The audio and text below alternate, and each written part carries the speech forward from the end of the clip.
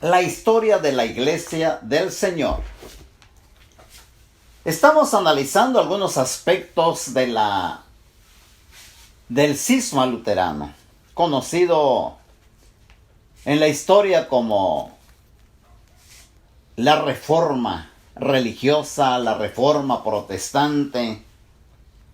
Y en la clase pasada hablábamos acerca de algunos tratados que escribió Martín Lutero, definiendo los postulados en donde analizaba los errores de la Iglesia o de la corriente religiosa promulgada por el obispado romano. Entre ellos hablábamos acerca del tratado llamado Sobre la cautividad babilónica de la Iglesia. También hablábamos sobre el otro tratado conocido como la libertad del hombre cristiano y otros más. Mientras el movimiento cismático avanzaba, los tratados de Martín Lutero se hacían progresivamente más osados en sus ataques sobre las doctrinas centrales que apoyaban al papado. Y esto separó a Lutero completamente de la Iglesia romana, haciendo imposible un arreglo, un acuerdo. El 17 de abril de 1521, siguiendo un requerimiento del emperador Carlos V, recordemos que Carlos V es el nombre que recibe al erigirse como el emperador del Sacro Imperio. Este emperador requiere a Lutero comparecer ante una comisión especial del imperio llamada Dieta del Imperio, una comisión de personas que velaban por la unidad del imperio. Llámese unidad religiosa, política, ya que todo eso estaba vigilada. Entonces, encontramos que Carlos V requiere de Lutero comparecencia ante la Dieta del Imperio que se reunía en la ciudad de Worms. Después de 2 audiencias en las que Lutero defendió valientemente sus conceptos, se dice que fue secuestrado, aunque muchas veces se niega que haya sido un secuestro. Más que nada se le da un salvoconducto a Lutero llevado a cabo por sus amigos, y se dice que fue bajo órdenes secretas de Federico. ¿Quién era este Federico? En nuestras clases pasadas hablábamos que Federico era el príncipe de la región donde era originario Martín Lutero. También recordamos en las clases pasadas de que este príncipe Federico tenía mucha influencia en el imperio. Les vuelvo a recordar algunos datos.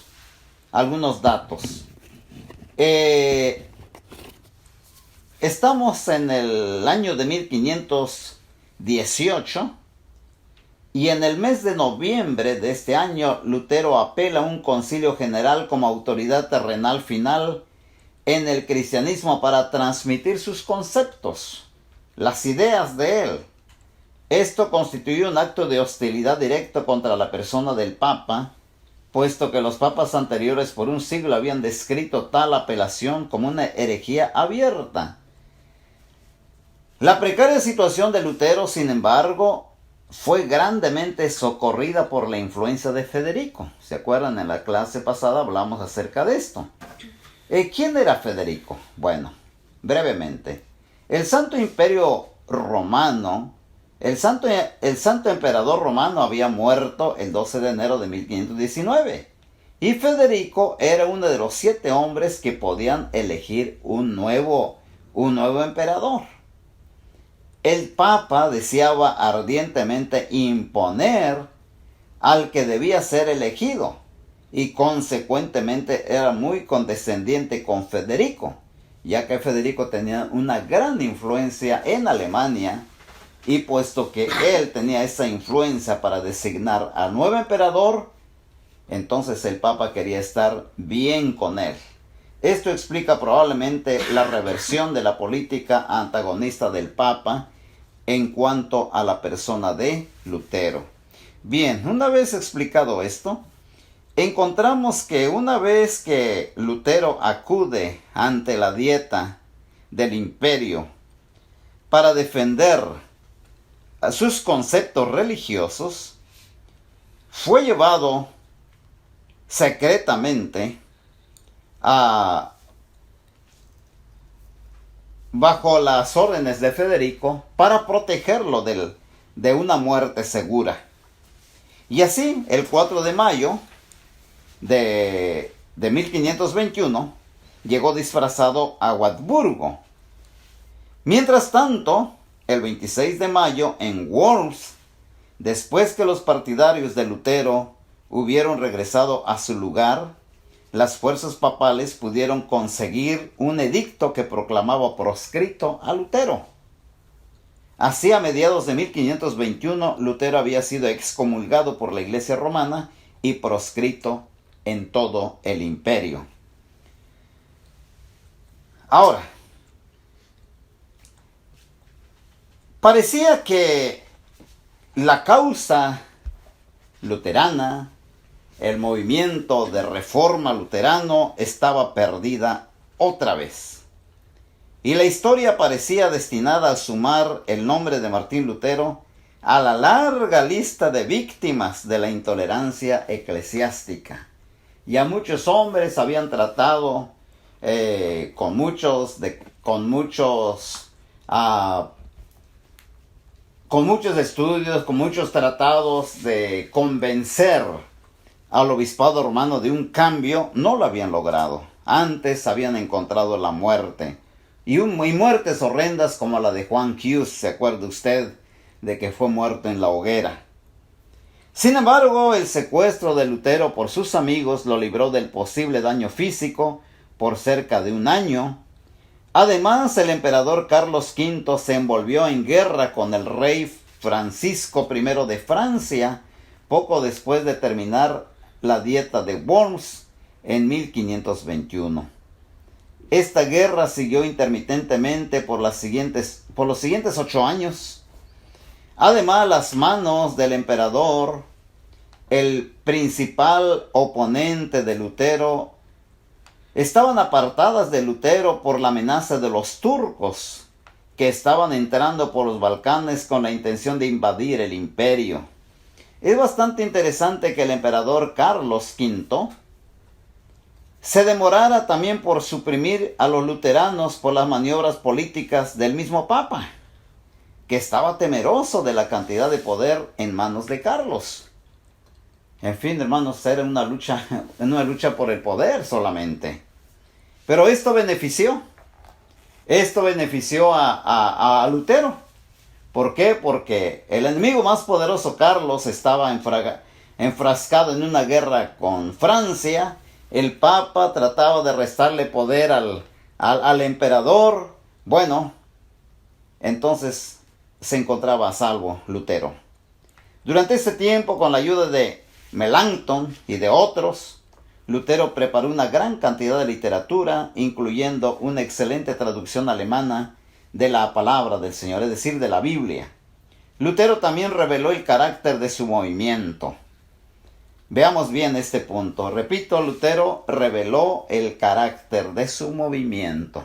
¿Qué significa esto? Significa lo siguiente. En 1522, en Zwickau, varios radicales religiosos intentaron llevar a cabo lo que parecían ser las implicaciones de las ideas de Lutero. El hecho de separarse totalmente de la doctrina católica romana. Bien, el sistema sacerdotal católico romano de conducir la Eucaristía fue alterado. Al pueblo común se le dieron ambos elementos, el pan y el vino, cosa que no se hacía. También cambiaron la liturgia romana, lo desproveyeron de su característica de sistema, de impartirlo como único privilegio de la Iglesia católica, del clero, podemos decir así. También el canto llano, los altares, todo fue eliminado. La ciudad de Zwickau estaba conmocionada por estos cambios.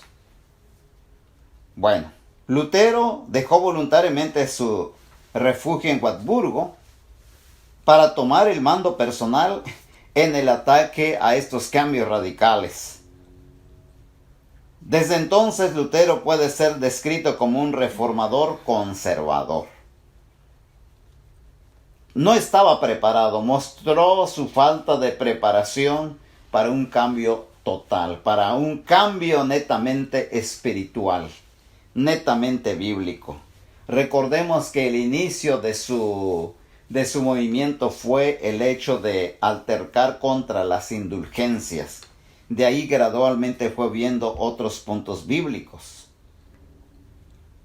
Él retuvo algunos elementos de la tradición romana católica, que a su juicio no son prohibidos específicamente por las Escrituras. Bueno, es lo que él decía, porque el bautismo infantil, no hay, el bautismo infantil no tiene fundamento bíblico, sin embargo, él lo conservó. Los trajes talares, ¿sí? En otras palabras, sigue estableciendo la diferencia entre clero y el laico a través de los trajes talares, el uso de los cirios, es decir, el uso de velas, y otras características católicas romanas parecidas y que muchas de ellas todavía aparecen en el movimiento luterano. En el año de 1525, el año del matrimonio de Lutero, sucedió una gran revuelta de campesinos. Por medio siglo había estado aumentando la tensión entre la nobleza y los campesinos que labraban la tierra. El intento de aplicar el derecho romano en lugar de la antigua ley alemana, la caída de los estados feudales con el sufrimiento y confusión resultantes, y la agitación económica que prevalecía a la aparición del tercer estado, es decir, los principales agrupaciones financieras y comerciales, avivaron las llamas de la insatisfacción y la revuelta entre los campesinos. Además, Tomás Müntzer, un milenario radical, milenario decimos porque sustentaba los conceptos de muchos otros creyentes religiosos anteriores, aceleró la explosión de violencia al inyectar una nota religiosa entre religiosa y social. Él exclamó: Dios no os dejará fracasar. A la matanza, este era su llamado para desahogar la insatisfacción social. Era su pregón. Incontables miles de campesinos fueron matados sin misericordia en la revuelta de 1525. Lutero perdió su fe en el hombre común y desde entonces consideró a la nobleza como la esperanza del movimiento de reforma. Una dolencia más del movimiento luterano. no quiso llevar el movimiento religioso espiritual al pueblo en general. Ahora lo encauzó solamente a la nobleza. A causa de la persecución del emperador, la reunión anual de la Dieta alemana prácticamente había dejado en manos de cada principado o de cada gobernador la tarea de componer la situación religiosa por su propia mano. Para el año 1529, sin embargo, la situación había cambiado. Los luteranos se enfrentaban a una nueva crisis. Al tiempo que el emperador había derrotado al rey Francisco de Francia, había visto a los turcos rechazados por Viena y había permitido que el Papa fuera aprisionado por un tiempo. La comisión conocida como la Dieta se reúne en Espira ese año. Presidía Fernando, hermano del emperador y un tenaz oponente del movimiento de reforma. Bajo su dirección, esta comisión especial llamada Dieta aprobó un edicto que procuraba la completa aniquilación de la reforma luterana y la recatolización de las áreas luteranas. Una minoría protestó por este proceder, escúchelo bien. Una minoría protestó por este proceder, habiendo recibido desde entonces el nombre de protestantes. ¿Sí? Así surge el término de la reforma protestante, por esta protesta de una minoría hacia los dictados de Fernando, hermano del emperador. Esta es la primera aparición del nombre en la historia eclesiástica. A los luteranos se les pidió contestar el edicto dentro de un año. En el año de 1530, al reunirse la comisión conocida como la Dieta en la ciudad de Augsburgo, los luteranos estaban temerosos de los eventos que vendrían. El año anterior, Felipe de Hesse, uno de los príncipes luteranos, se había esforzado por conseguir una alianza militar entre los luteranos de Alemania y los zwinglianos de Suiza. En la reunión de Marburgo en 1529, sin embargo, Lutero se había negado a tener ninguna clase de conexión con Zwinglio, a pesar de que el único punto de desacuerdo en la teología de los dos se centraba en la interpretación de las palabras de Jesús: este es mi cuerpo, es decir, con respecto a la Eucaristía. Era la única diferencia. Sin embargo, Lutero no quiso tener alianza con Zwinglio, que más adelante vamos a ver quién es. Lutero, por supuesto, estando proscrito por el imperio, no pudo comparecer en Augsburgo ante la Dieta. Él ayudó a Melanchthon en la preparación de la confesión que fue presentada ante esa comisión. La confesión y la subsecuente defensa fueron rechazadas por esta comisión imperial, y a los luteranos se les dio un año para renegar de sus herejías o sentir el filo de la espada. Los príncipes luteranos formaron una alianza militar conocida como la Liga de Esmalcada.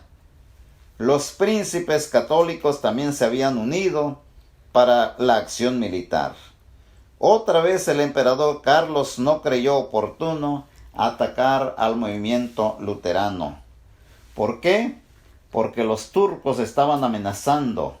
Los luteranos eran bastante fuertes y el rey Francisco I de Francia estaba listo para pelear otra vez. La intranquila tregua entre protestantes, ahora sí llamados protestantes, esa intranquila tregua entre los protestantes y católicos todavía estaba en vigor en febrero de 1546, cuando Lutero murió. La muerte de Lutero no fue un gran golpe a su movimiento, y a otras manos habían tomado la antorcha. Como compendio final de esta sesión, podemos decir: 1. La reforma propuesta por Lutero fue parcial. 2. Lutero conservó la intromisión del poder secular al movimiento, es decir, no fue un movimiento puramente espiritual. 3. Conservó la doctrina del bautismo de infantes. 4. Los trajes talares mantuvieron la diferencia entre los que impartían los servicios religiosos, en otras palabras, el clero, de los laicos. Se mantuvo esa diferencia. 5. Los cirios y otros elementos de la liturgia romana se conservaron. Como conclusión, consideremos algunos textos bíblicos.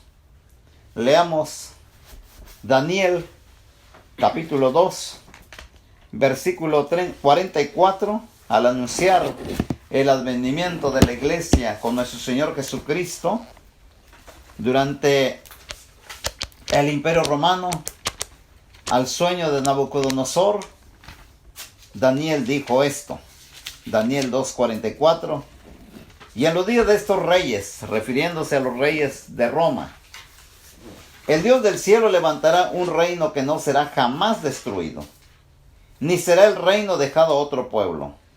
Desmenuzará y consumirá todos estos reinos, pero él permanecerá para siempre.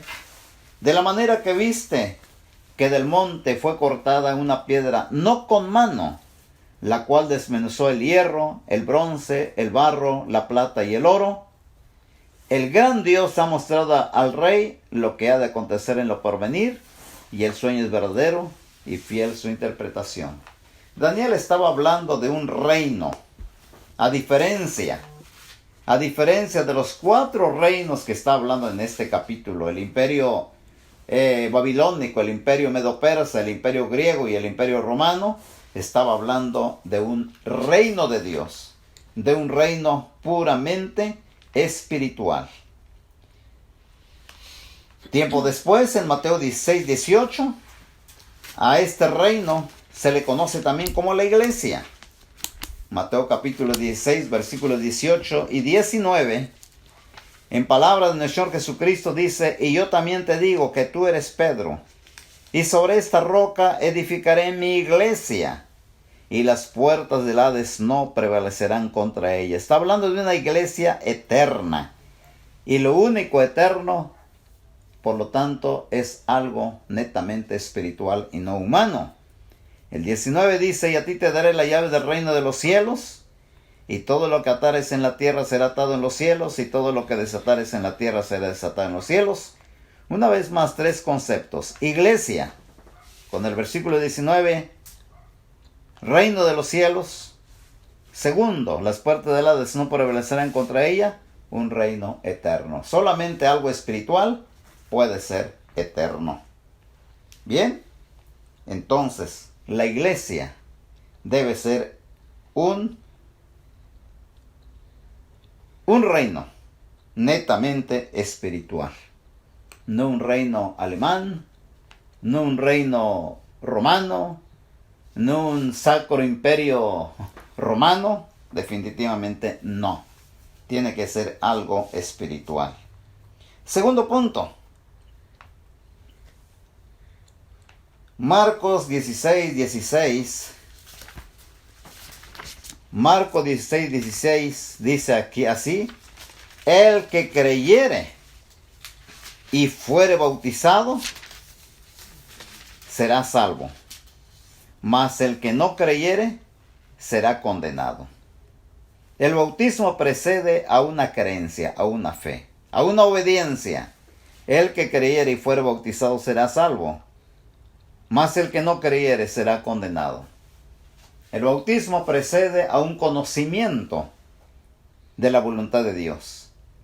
Precede a una decisión de obediencia.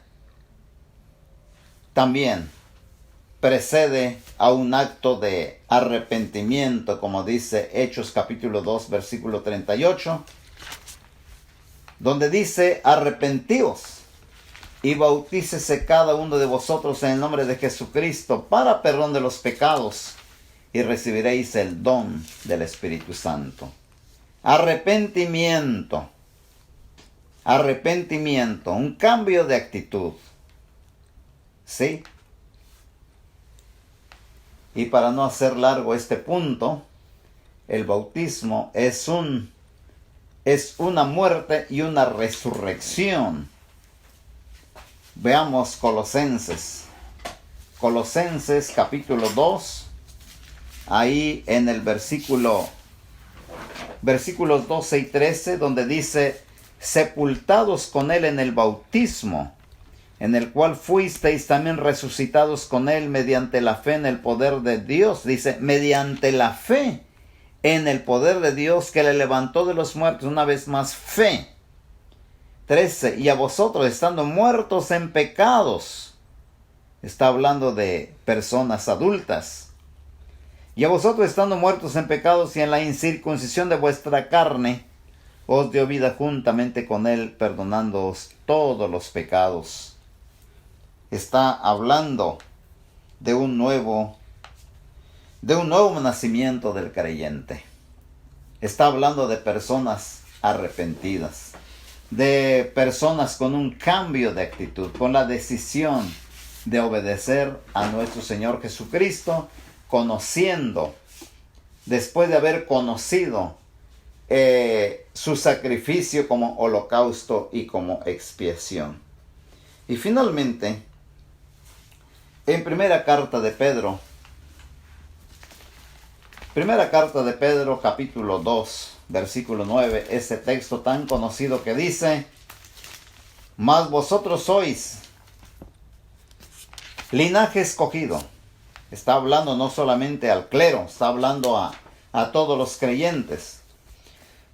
Mas vosotros sois linaje escogido, real sacerdocio, nación santa, pueblo adquirido por Dios, para que anunciéis las virtudes de aquel que os llamó de las tinieblas a su luz admirable. Todos los salvos, todos los creyentes en Cristo son un linaje escogido, un sacerdocio real, una nación santa. Todos son santos, pueblo adquirido por Dios, para que anuncien las virtudes de Cristo Jesús, quien nos llamó de las tinieblas a su luz admirable. Y finalmente Apocalipsis capítulo 1, versículos 5 y 6, donde dice: y de Jesucristo, el testigo fiel, el primogénito de los muertos y el soberano de los reyes de la tierra, al que nos amó y nos lavó nuestros pecados con su sangre, y nos hizo reyes y sacerdotes para Dios su Padre. A él sea gloria e imperio por los siglos de los siglos. Amén. ¿Qué hablan estos textos? Nos hablan acerca del sacerdocio universal de los creyentes. Por lo tanto, hermanos,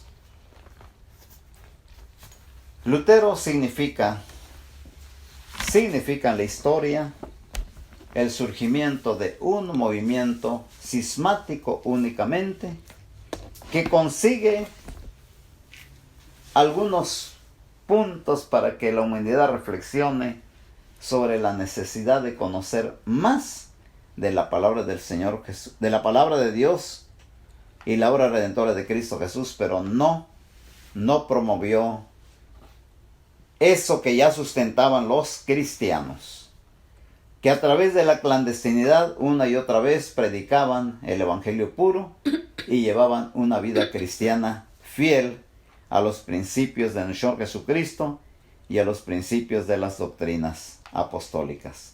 ¿Por qué? Porque la iglesia de nuestro Señor Jesucristo, tal como lo dice Daniel 2:44 y como lo dice Mateo 16:18, no habían sido exterminados, sino que desde el año 33 hasta ese punto del movimiento luterano, ellos todavía seguían propagando el evangelio en su pureza. Sigamos, hermanos y hermanas, sigamos este ejemplo de nuestros hermanos los cristianos puros y veamos que el movimiento luterano fue solamente un cisma más que puso a prueba el poder del obispado romano. Un movimiento más. Sin embargo, los cristianos puros seguían en su lucha de proclamar el Evangelio. Esta es la lección de hoy. Que el Señor les bendiga. Amén.